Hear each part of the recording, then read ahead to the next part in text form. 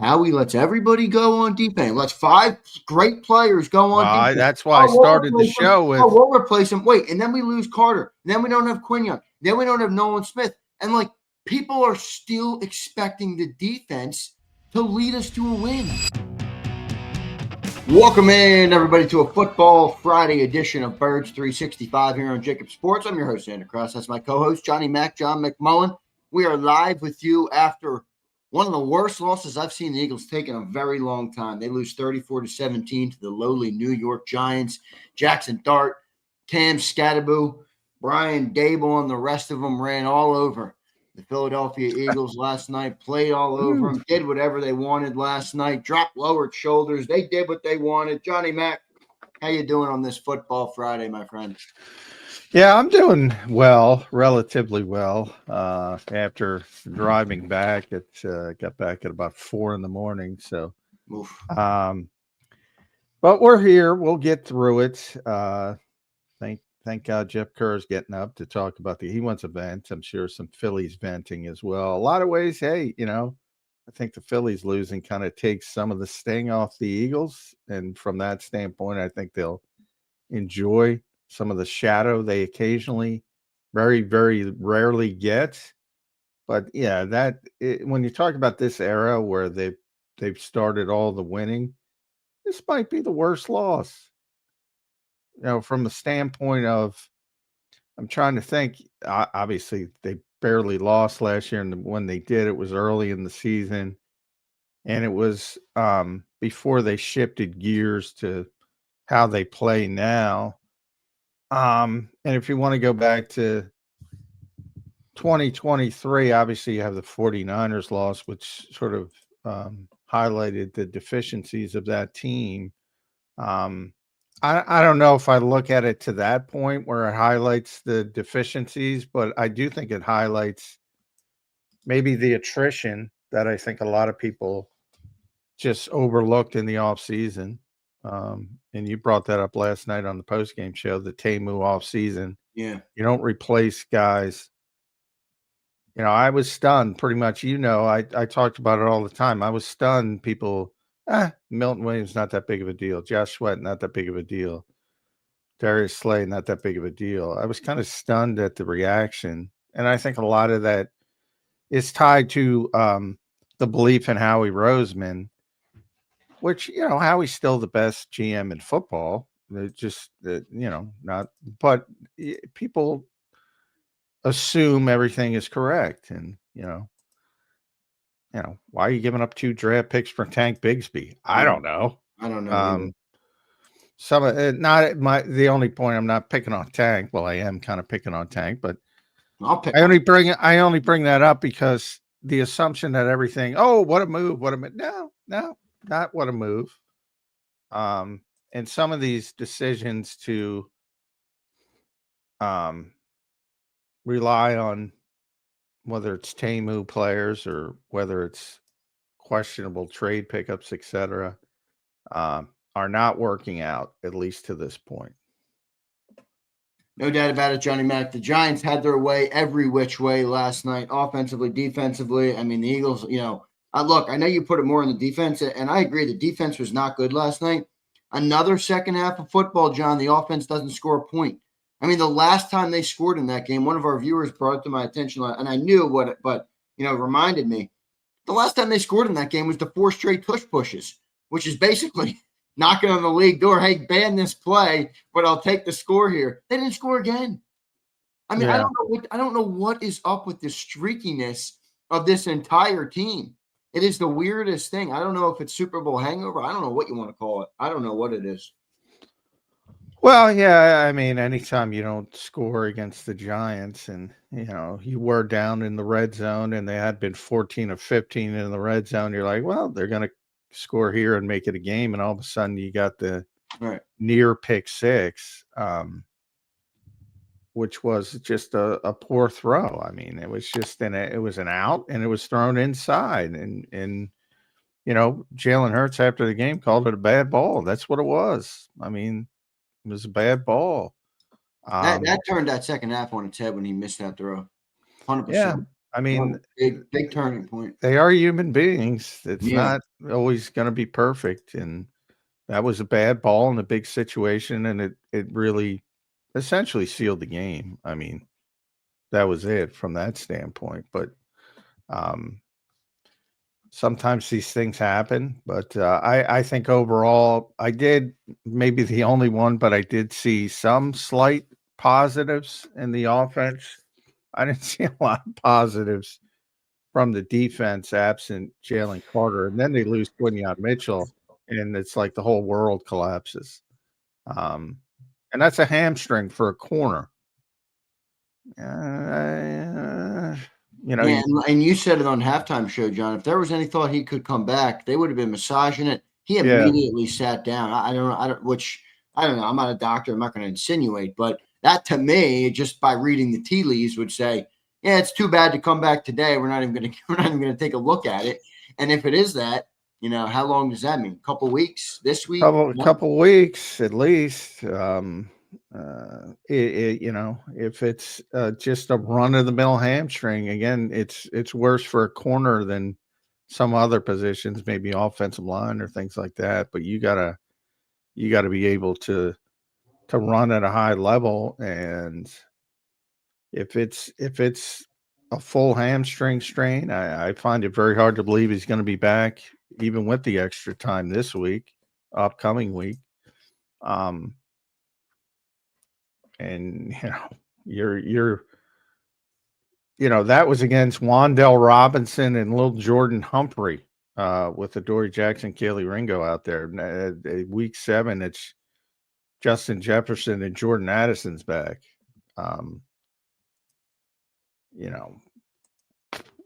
That's a little bit different. Now, Carson hurt his shoulder. They might have a quarterback. So there's a lot of things that play into it. But as far as last night, their ability to handle that, to persevere, losing Quinyon Mitchell was not good. To losing Jalen Carter, which pregame, but I think they knew they weren't going to play him. Not good. John, was that 4-0 start fraudulent? Well, it's looking a little bit. Yeah, they look more like the average NFL team than what they have been. Yeah, certainly. They look more like, if they play well, they'll win, on a week. And if they play poorly, they can get beat by anybody. They look more like a more NFL team. The thing that stands out to me is they're a negative, because it's now a decent sample size, and they're minus in the point differential, and they've been outgained yardage wise in all 6 games. That doesn't dominant teams. That doesn't happen to. That does not happen to. They are negative in every single game in net yards. Dominant teams do not play like that. Yeah, I mean, it's a problem. There's no doubt about it. Do they have to abandon this philosophy that they have on risk averse? I mean, John, yesterday, look, I'm not trying to crush on it, but I just saw it differently. They're down by 10 points. They get the ball inside their own 10 or wherever they got it, and they run 2 inside zones to Saquon Barkley. And I get it. You're like, they're risk averse. They're not going to push the ball there.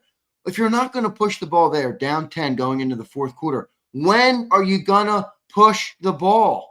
The situational play calling, I don't understand. I don't understand what the philosophy is half the time. I really don't. I mean, that was such a weird sequence right there on offense that I just thought was so inept in terms of understanding the flow of the game right there. I mean, you had an opportunity there with Jackson Dart got knocked out of the game, who was shredding this team. They couldn't stop Jackson Dart for whatever reason. I don't know why. That to me is the bigger concern. Yeah. And Russell Wilson comes in, throws a worm burner. We get the ball back, and then they run 2 run plays and a check down. I'm like, at what point do we dump this risk-averse bullshit and get our great playmakers involved consistently? Do what you have to do to win games. I mean, be the bully again. If it's not working in the run game, go somewhere else. I feel like you can't. If you're not a bully, I was joking at Kratz yesterday, but he was bullying me, and they say you're bullying the bully. You can't bully the bully. Oh, well, they If you bullied bully the bully, it's like they bully because they're a bully, and if they can't bully in the run game, they're not bullies. Yeah, Simple as no doubt. that. Is what I mean by that cryptic statement. But to your point of that was an ugly series, no doubt about it. But they are backed up at the 12, and you don't do what you're saying and that started at the very end of the third quarter, so there was still plenty of time. That series, I believe, it started at the end of the third quarter, like a minute left. Yeah, toward the end of the So quarter. there's plenty. You got a whole 15 minutes. You're not shifting your philosophy in game in the third, fourth quarter. If they have the mini buy and they get to the real buy like they did last year and they shift philosophy, that's a possibility. But I don't think you can be a bully without being a bully. You can't just say, "Oh, we can't bully you this way, so we're going to bully you." And you're either a bully or you aren't. And right now they're not capable of it. And it's pretty shocking. From the run game standpoint, which I think is the biggest problem because that's where they were special last year. And they're not going to be special throwing the football. They're not. Why? Because they don't have a high volume quarterback. They just don't. You can't just wake up and say, Jalen Hurts got a lot of great things about his game. And I talk about him constantly, even if people don't hear about him. What he can't be is Joe Burrow. He can't. Yeah, I don't think we're trying. I don't think can there be a happy medium there? I mean, he's had two of his. There was a happy medium yesterday. They threw the ball pretty damn effectively. That's what I'm saying.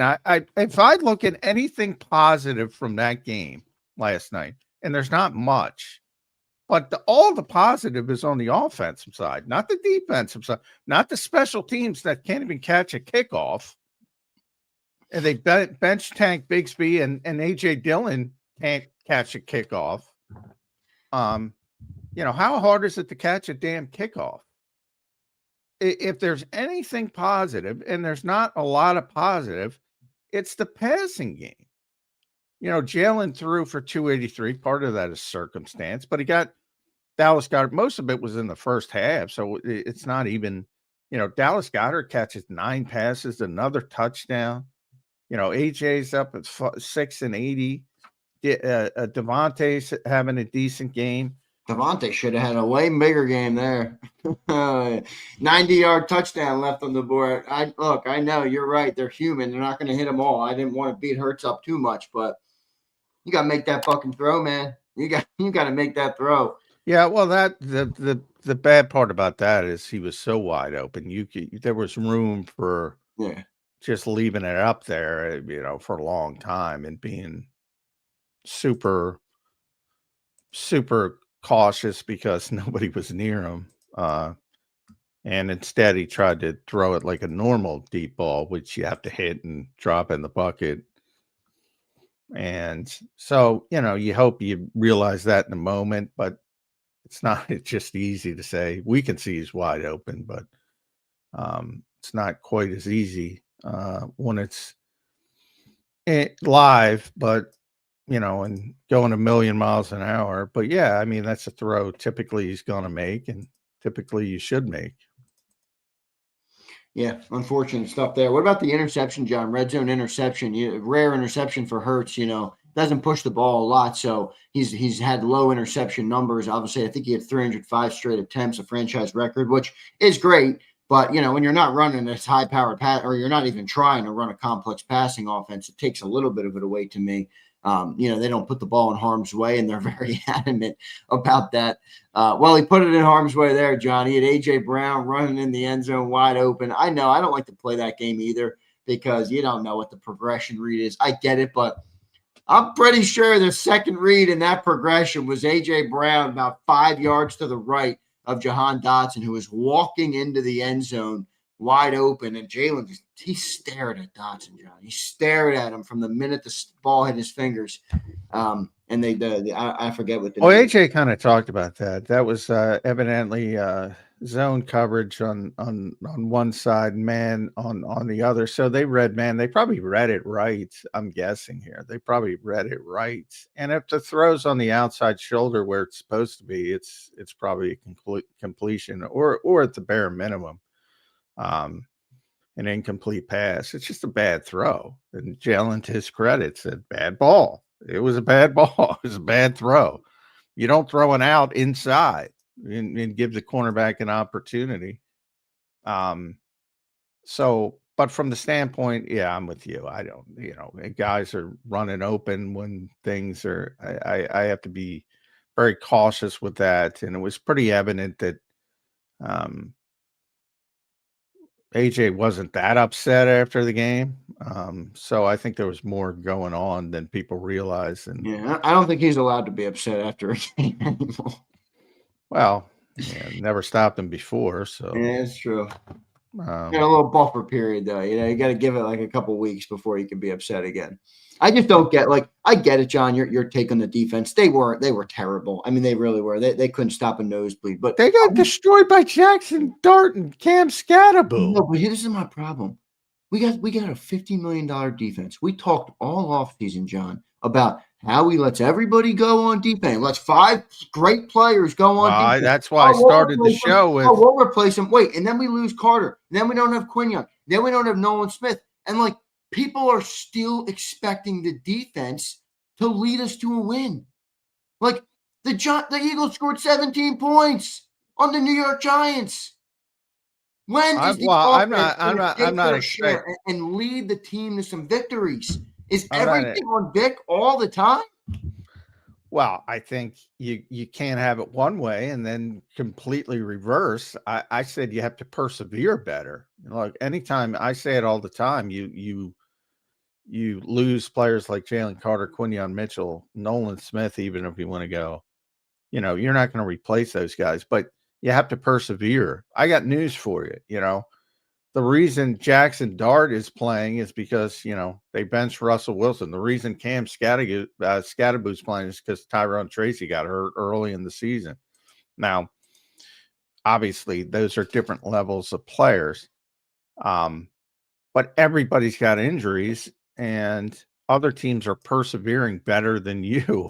Yeah, I get it. I just think the premise. But from the standpoint of all these people lining up and saying, that's why I started the show. Oh, Milton Williams, no big deal. Josh Sweat, Josh Sweat's not that good. Yeah. Isaiah Rodgers is now everybody's harping on. Nobody cared. They didn't care about Slay. They sure as hell didn't care about Isaiah Rodgers. Yeah, I mean, that's my heart. Not that everything's on the defense. I think the defense before this game was overachieving to where I assumed they would be. I said that pretty consistently, but last night they were terrible. I know they were.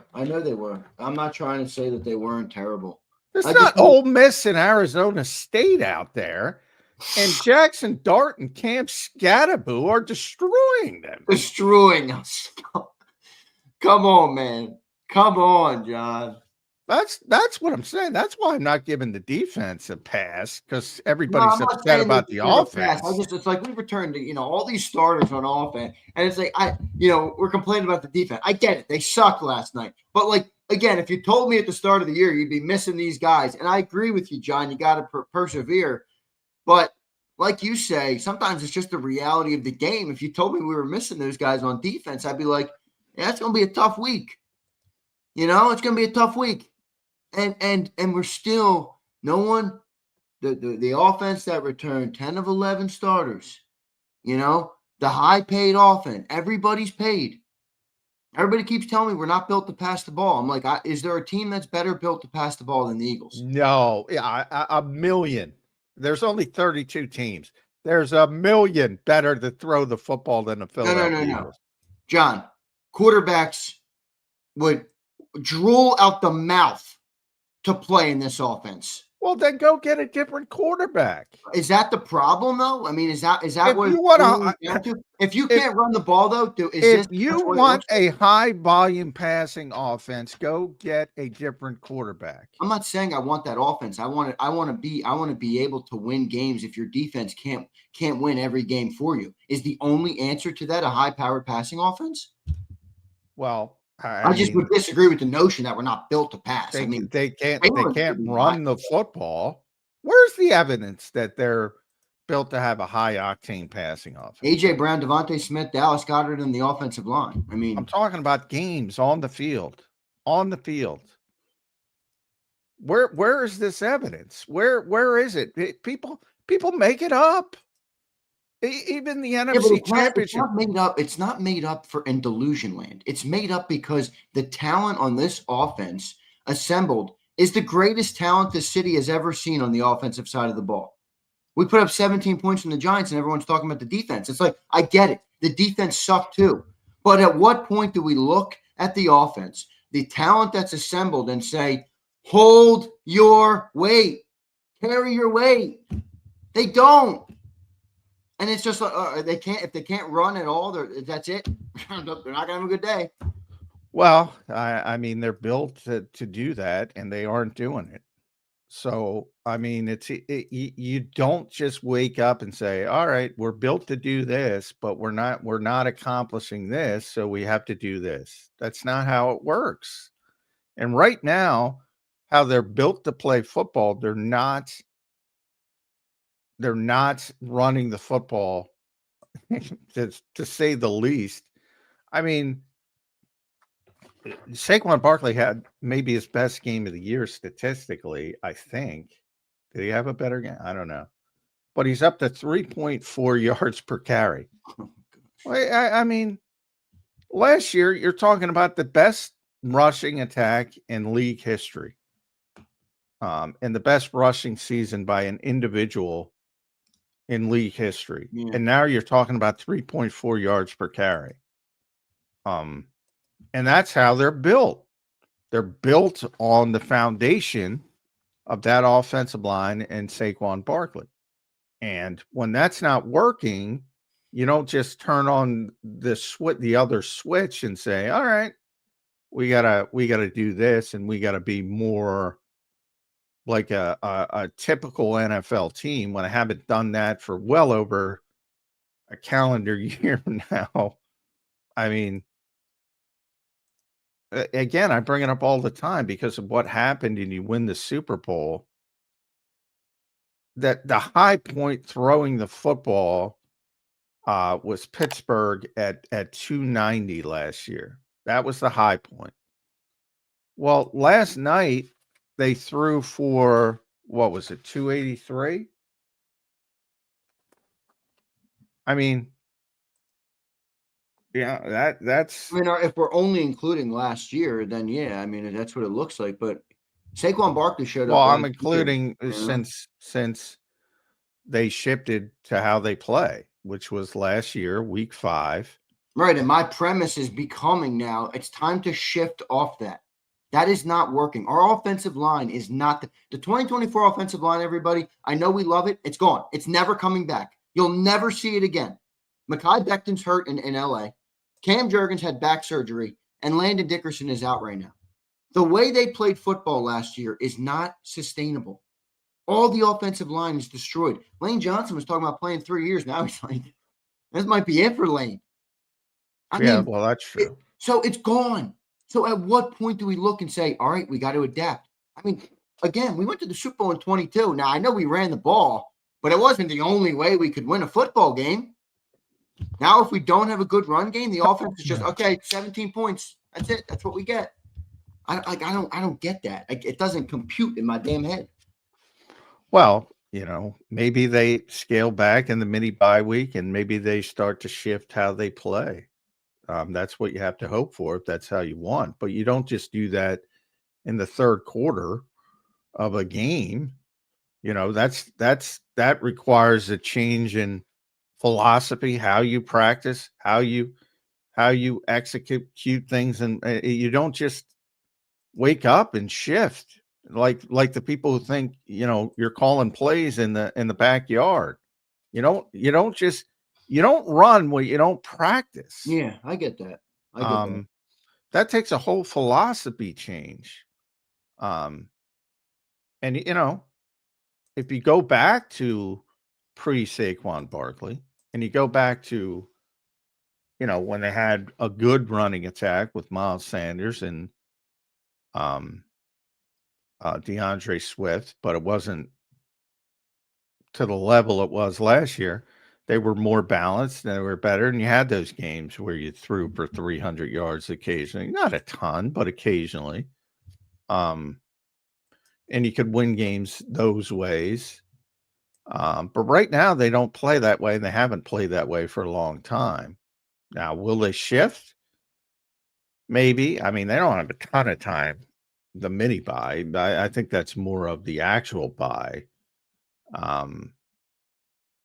And they're still, have a chance. They're playing a bad team, I think, coming out of this mini buy, and they're playing a bad team in 2 weeks, even though they look like a good team, and that's the New York Giants. So they get a chance for revenge.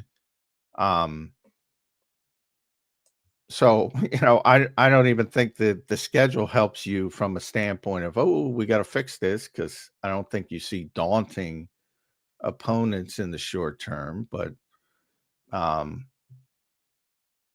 yeah, I mean, I know everybody's hyper focused on the offense. I'm more I concerned. suppose I'm not trying to bail the defense out. They were terrible too. I mean, the offense is stunk. I'm not trying to. It stunk, but I think it's more of not being able to have that special ability than anything else. I think what I'm trying to say is I think the passing game is the same as it was last year.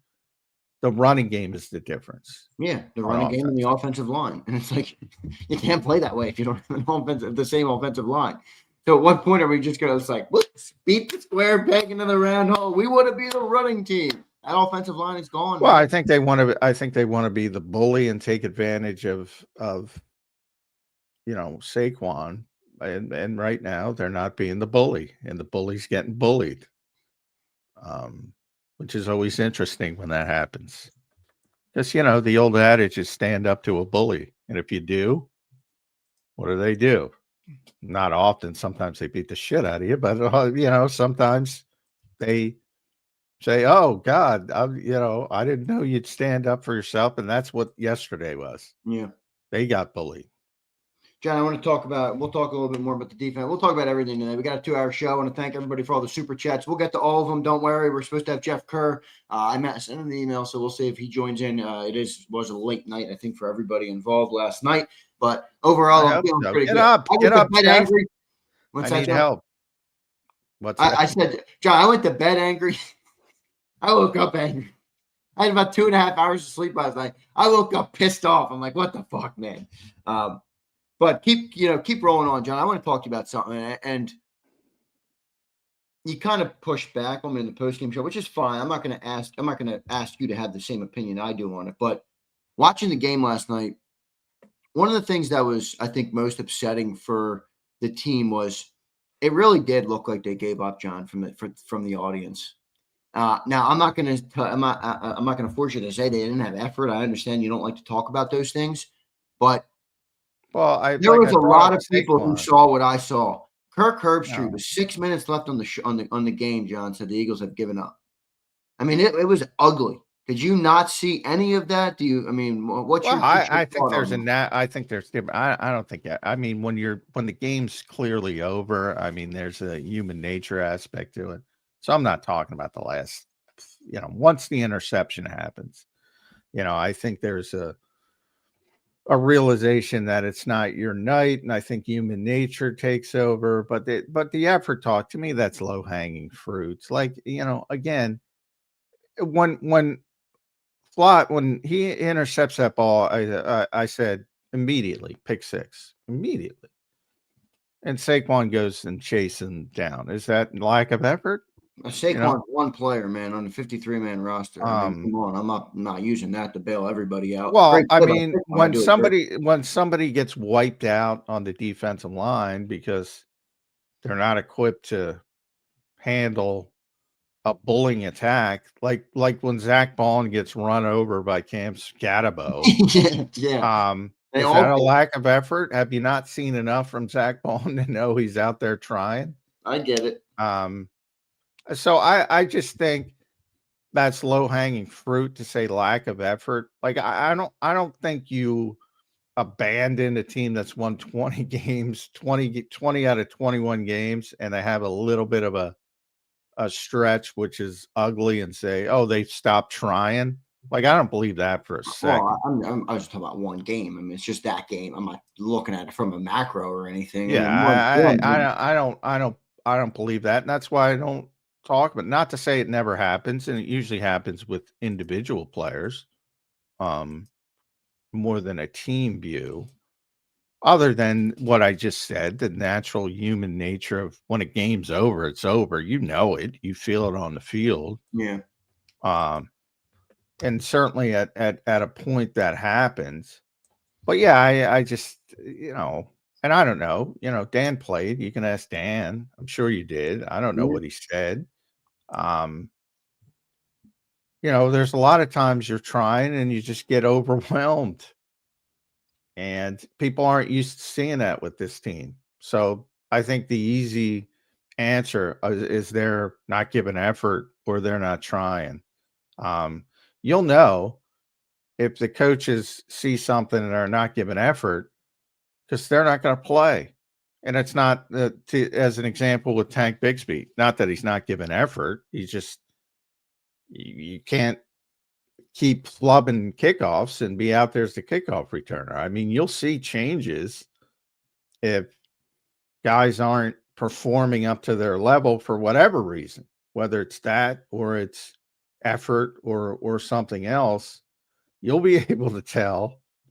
But yeah, I don't know. If you want to single out players, I'm going to watch the game today more closely. I'll look at them and we can talk about it next week. But in the moment, I didn't think there was a lack of effort. In the moment, I thought, hey, they got their ass kicked by the New York Giants. Yeah, well, at the very least, they were completely and utterly demoralized by the end of the football game, and the Giants had a bigger will. Where there's a will, there's a way. Cam Scattergood was lowering his shoulder on anybody who gets in his way, man. Boom! Welcome to the And league. that's it. And that's why he's here, because he's a big physical running back. I mean, it's not that part of it is when I talked about Cam coming into the game, I'm like, well, he's not that explosive, and you didn't see a ton of long runs. But what he is he's big and physical. So that's his game.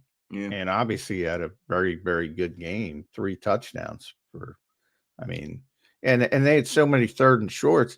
Normally it's the Eagles with the tush push. They were getting third and ones with Cam Scattergood, and he said, all right, first down. They were also completing third and longs, though, John. I mean, Jackson Dart was out there 3rd and 8. I mean, like picking up first downs and left. I think they were 11 of 16. The Eagles were.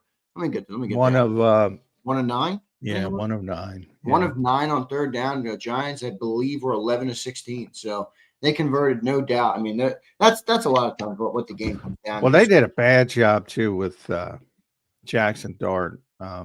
As far as I think they were surprised, and maybe that was the short week. They were surprised, I think, on field by how mobile he was. And they, I know Vic told them that because Vic told us that, but again, they're not practicing this week, coming into the game, just a couple walkthroughs. And I think they were shocked by how mobile he was. I really do.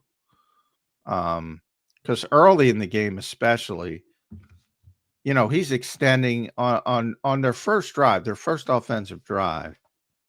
He extends the play forever, and he finds Humphrey out on the right side, and it turns into a 34-yard gain, which is essentially set up the touchdown. And the touchdown was him scrambling up the middle for 20 yards, where he's just raw. It's like,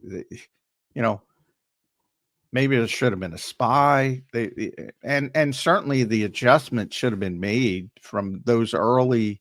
He looked like Houdini on those plays. Just coming, you're like, all right, he's dead to rights, and then bang, he's out. The slowest fast run. He takes that thing to a new level, man. Yeah. So I think they were surprised. I agree with that. There's no doubt. I'll by tell you just what, how man. Jackson Dart deserves some credit though. He went in there unfazed, no fear, and just played ball. I mean, he really did not blink in that moment, and that screams competitor. So also got to tip your cap to those guys for the way that they played in the game as well. I do think they deserve a lot of credit. John, I want to talk about this, and it's not the only problem. I'm not saying it's the only problem. Now there's people, Jalen wants to blame it all on Jalen. No, I don't. It's like so weird how nobody can add context. I'm failing to see, John, what Kevin Patullo is adding to this team at all. Now, I understand it's a conversation that a lot of people go overboard on. I just don't see what he's added to the team. I don't see what he brings as an offensive mind to a team that pays $250 million to their offense. We're 31st ranked.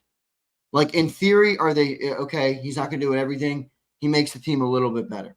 He's not doing that. He's not using the weapons. He's not utilizing anything. The running game can't get going. They're stuck in this way. I'm failing to see what Kevin Patullo has brought to this team, John. Walk me through it. Walk me off the ledge on Kevin Patullo. Well, I mean, they haven't played well, so I'm not going to walk anybody off the ledge. But it's fine if you want to blame it on Kevin. I'm not blaming it all on him. Players are first. I agree 100%. I think, and I say it all the time, this offense is very similar to when Shane was here, very similar to when Brian was here, very similar to when Kellen was here. So it's nothing new. They just haven't been as effective doing what they do well, which is running the football, and that sets up everything else. Really. So you can talk last year, and rightfully so, because I said it, you said it, everybody said it.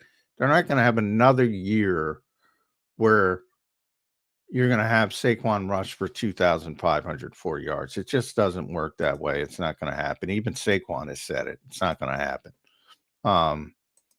It just doesn't work that way. However, what I think people are missing, like, they are significantly worse running the football than they were with Miles Sanders, than they were with DeAndre Swift right now in this moment. That's the issue.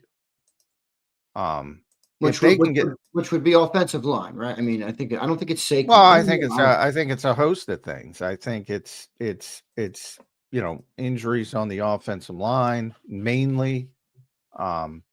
Teams doing a better job. You have to give credit. Nobody gives credit to the opponent. They're doing a better job. I think a lot of those blitzes early were run blitzes. I think people hear the word blitz and immediately assume it's to affect the pass. Sometimes it's to affect the run. And they've gotten a lot of the opposition's gotten a lot of negative plays. And that means you're behind the sticks. What they don't have to get up to the level of last season. They need to get up to the level of the Miles Sanders rushing attack or the DeAndre Swift rushing attack. And then I think you're back to a comfortable setting to where you can get some other things done as well. Maybe even a little bit better in the passing game. And I think you saw some positive steps in the passing game yesterday. But, obviously overshadowed by everything else that went on. So I think that's what missed. Like, everybody's so hyper-focused on last year. They're not going to be last year. We all knew they're not going to be last year. Beat Miles Sanders. Beat DeAndre Swift. Don't be 3.4 yards per carry. Well, you say, I mean, yeah, the offense looks similar each year, but you said that it looks similar in 22 with Shane. maybe you're right. I guess I'd have to go back and rewatch. It doesn't feel like it looks similar. I'm pretty sure they were a top 10 passing team that year, if I'm not mistaken. I Well, know that's Jalen was second in the I'm MVP. not talking about effectiveness. I'm talking about how they play. Were they more effective? Yeah, way more effective in the passing game. But I'm not talking. I'm talking about the route concepts, the play calls, the inside zone. I'm talking about that. Yeah, it's very similar. They were more RPO heavy back then, and Nick has since explained they tightened that up. It was a point of emphasis. That's why they don't do it as much. Because they don't let you just mill down the field. I talked about that earlier this week, where like it's college, where you can be 4 yards down the field and they miss it, and you got a big play and should have been called back, but it's not called back. They're much more stringent on it in the NFL, so you get those illegal man downfield penalties, and they started to weigh, and they were getting too many of them, so they kind of scaled back. But for the most part, it's very similar. So everybody, the route concepts suck. No, you're just you're not having the effectiveness, or the route concepts have always sucked, which is possible. I mean, the whole thing about Kellen Moore. Kellen's the best example of this because they brought in Kellen Moore at Jeffrey's demand. And boy, these post-game meetings with Jeffrey Lurie are going longer and longer when they lose these games, man. I mean, Nick wasn't out there for a long freaking time. So he's starting to get antsy. I can tell you that. Oh, you think he had post-game meeting? You're talking about right after the game with Jeffrey Lurie. Yeah, he always does. Well, recently. And I didn't see it, but recently that's how it's going. That's what he's been doing. Okay. Yeah. And then they meet during the week, of course, as well. So, I mean, talks about, by the way, AJ said, I don't know what meeting, but about the big, which was ludicrous. But anyway. Wait, you got to talk about that. What did you think of that? Well, it's silly. Everybody else admitted it. I think AJ didn't like the way it was leaked, and I'm not going to ask you to like reveal anything, but it was weird the way it was leaked, John. One reporter, Jimmy, got it, positive spin on it, and I'm thinking, okay, you have this 3-guy meeting. I don't think Saquon texted Jimmy. I don't think Jalen texted Jimmy. I don't think AJ texted Jimmy. Like I thought that was weird, but whatever. I digress on that. Well, yeah, I don't know how anybody could deem it as, obviously it's spin from the team, because when you deem it as positive, well, if it's a meeting between 3 players, how do you know it's positive? That's just Right. To me, that's an obvious narrative from the team, somebody in the team. So anyway, but what was I saying? Oh, Kellen. Like, they legitimately started last year trying to do some different things and trying to bring the Kellen Moore offense to Philadelphia, which was much more what people want. More motion, different route concepts, different things. And they, it didn't work. Or in their minds, it didn't work. I thought I've been pretty consistent. I thought it was unfair to Jalen because I thought they were doing fine. But, they had the early bye week and they said, no, we got to build this thing back around Jalen and his strengths. And they went back to what they went back to. And then it's very similar to Shane and Brian and now Kevin, which is really the Nick offense. That's why it's similar. The Nick offense built around Jalen Hurts because Nick deserves credit in Indianapolis for building different offenses around different quarterbacks. Right. But he's building this offense around the strengths of Jalen Hurts, and that's what you should do. But that's why they tried for a very short time, I would argue, too short. And the reason they did is because they were forced to by Jeffrey to bring somebody from outside the building. You heard all you need new ideas. You need fresh ideas.